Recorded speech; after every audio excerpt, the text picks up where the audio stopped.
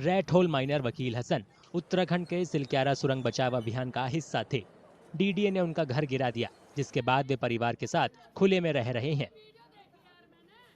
आज मनोज तिवारी जी ये कहते हैं कि हम अनऑथराइज जगह बैठे हुए हैं।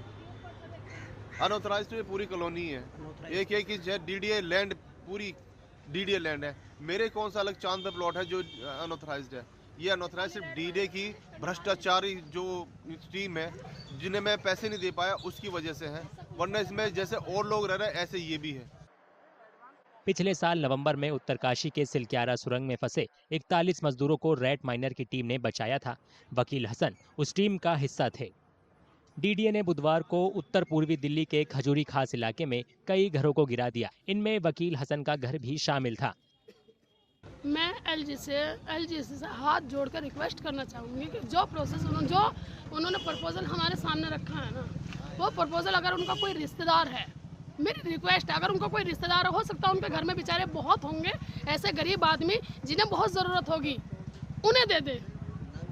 अपने रिश्तेदारों को रखें, अपने घर परिवार को एक बार उसमें ले जाके रखें, तो मैं भी सोचूंगी कि हाँ, जब उनका घर परिवार उसमें रह सकता है तो शायद हम भी रह सकते हैं। हमें ये वाली योजना ना तो पसंद है और न थी ना होने की। हमारा जो मकान है 80 गज का मकान है। हम एलजीसी से ये नहीं कह रहे कि हमें तो महल दो, जैसा था ऐसा ही, या तो यही बना के दो, या खजूरी के आसपास, मेरे बच्चे खजूरी में पढ़ते हैं, मैं कहीं और जाकर उनका भविष्य बर्बाद नहीं करूंगी। मुझे खजूरी के अंदर दे 80 गज का मकान। डीडीए के मुताबिक उस जमीन पर घर गिराए गए जिस पर विकास की योजना बनाई गई है। पुलिस ने कहा कि अभियान के दौरान अवैध रूप से बने घर गिराए गए। हालांकि वकील के पड़ोसी इसे गलत बता रहे हैं। आज हमारी कॉलोनी 700 कुछ नंबर पे रेगुलर है, तो अनऑथराइज कैसे हो गई है?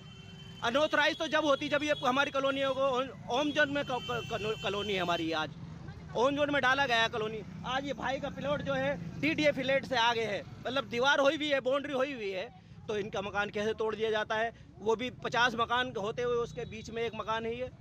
तो ये मैं पूछना चाहता हूँ मनोज तिवारी जी से, और आप भाई एलजी साहब, अपने दिल्ली सरकार एलजी है हमारे वीके सक्सेना जी से, क्या उनको पता नहीं था कि जो आपके रेड माइनर्स हैं, आपके जो उत्तराखंड में जब 41 मजदूर फंसे हुए थे, जान उनकी जा रही थी, तब उन लोगों ने इनकी जाके जान बचाई। वकील हसन की बेटी national institute of open schooling में 10वीं क्लास में पढ़ती है। उसने कहा कि घर गिरने के बाद अफरा तफरी की वजह से वो गुरुवार को परीक्षा नहीं दे पाई। श्रीराम कॉलोनी में घर के मलबे में हसन की बेटी अलीजा के नोट्स, किताबें, स्कूल यूनिफॉर्म और सारा सामान दब गया। बच्चों का पेपर साइंस का वो छूट गया है, वो पेपर था। अब समझ नहीं आ रहा मैम, मेरे तो दुर्गति हुई तो हुई, बेचारी लड़की का पेपर भी खराब हो गया, उसका भी पूरा 1 साल खराब हो गया।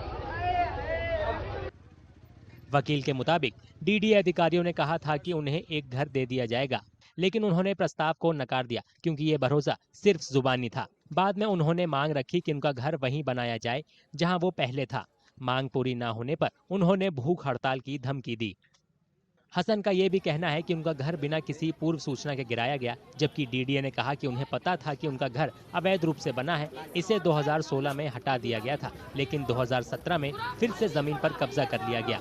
डीडीए का कहना है कि वो अपनी जमीन पर अवैध कब्जा या विकास काम में रुकावट डालने की इजाजत नहीं दे सकता।